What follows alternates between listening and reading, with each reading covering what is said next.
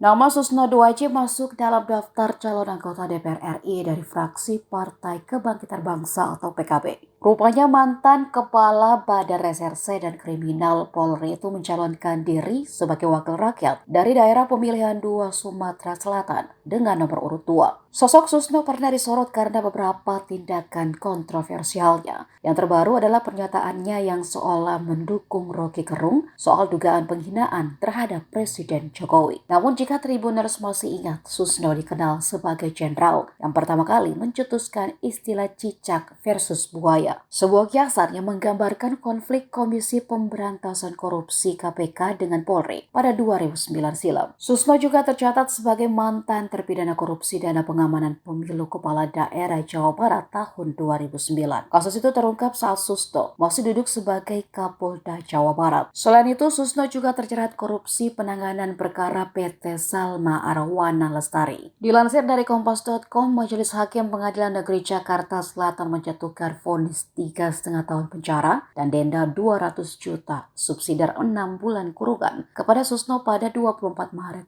2011 silam. Ia dinilai bersalah memotong uang pengamanan sebesar 4,2 miliar rupiah untuk kepentingan pribadi. Meski terjerat korupsi, Susno juga merupakan sosok yang mengungkap skandal mafia, kasus saat menangani kasus yang menjerat mantan pegawai Direktorat Jenderal Pajak Gayus Tambunan.